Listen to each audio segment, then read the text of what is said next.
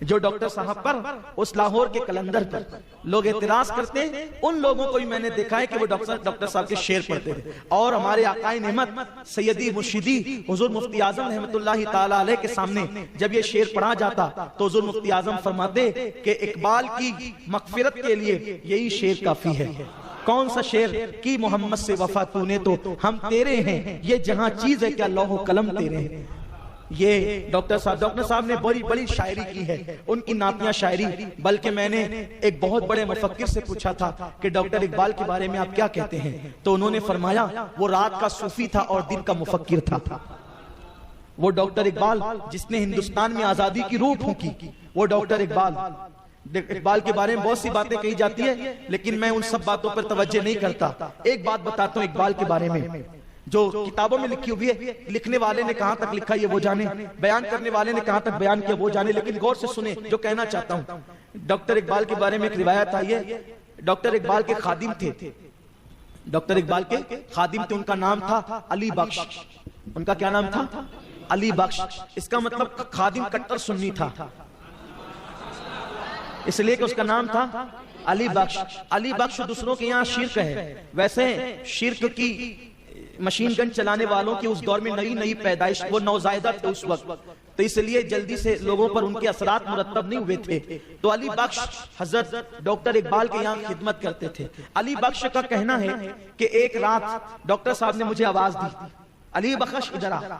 मैं सो रहा था, तो चूंकि बड़ी अकीदत थी डॉक्टर साहब से अली बख्श को, तो अली बख्श उठ करके गया कि जा करके क्या देखा कि डॉक्टर साहब के सोफे पर एक बहुत नूरानी चेहरे वाले बुजुर्ग बैठे हैं और रात के तकरीबन 2:30-3 बज रहे हैं, आधी से ज्यादा रात गुजर चुकी है, और डॉक्टर साहब के सोफे पर एक बहुत बड़े नूरानी चेहरे वाले अल्लाह वाले, ऐसी वजाहत कि मैंने उस दौर में हिंदुस्तान में किसी को नहीं देखा था, क्योंकि पाकिस्तान उस वक्त तक बना नहीं था। तो मैंने उस वक्त तक हिंदुस्तान में इतना नूरानी चेहरा मैंने किसी का नहीं देखा था, लाहौर में भी इतना हसीन मैंने किसी को नहीं देखा था। अली बख्श कहते हैं लेकिन मैंने ये भी मंजर देखा अभी तक कभी नहीं देखा था कि डॉक्टर इकबाल के पास जुना आते थे ना, जिसको लोग मोहम्मद अली जिना कहते हैं, वो भी हाथ बांध के खड़े रहते थे। नेहरू वगैरह आते थे ना, तो वो लोग भी जो है वो डॉक्टर साहब के सामने बहुत ज्यादा बोलने की हिम्मत नहीं करते थे, यानी गांधी जैसे लोग भी डॉक्टर साहब के साथ बहुत ताजीम से पेश आते थे। और डॉक्टर साहब का अपना एक मिजाज था, शाहाना मिजाज, और किसी को खातिर में नहीं लाते थे, हर एक को खातिर में नहीं लाते थे। अखलाक अपनी जगह है, लेकिन हर एक को घास डालना डॉक्टर साहब का काम नहीं था।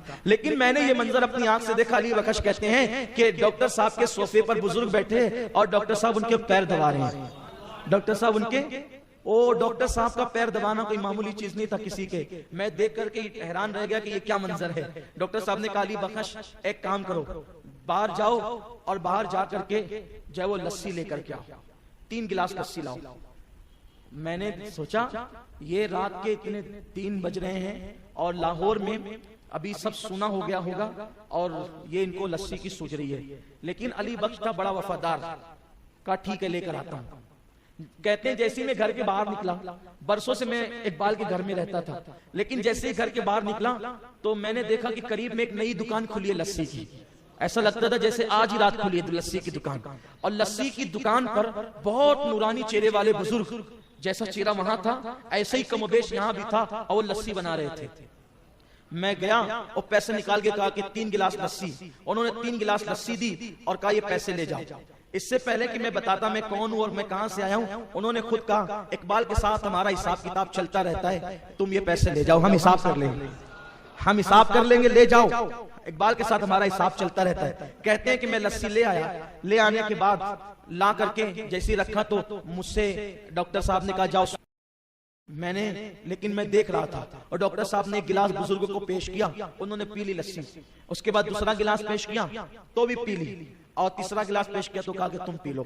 डॉक्टर साहब ने पी लिया। उसके बाद वो बुजुर्ग ने कहा अच्छा मैं चलता हूँ। वो बुजुर्ग जब जाने लगे तो फिर मुझे अली बख्श कह करके डॉक्टर साहब ने आवाज दी अली बख्श इधर आओ और बुजुर्ग को बाहर तक पहुंचा दो। तो मैं बुजुर्ग के पीछे पीछे हो लिया।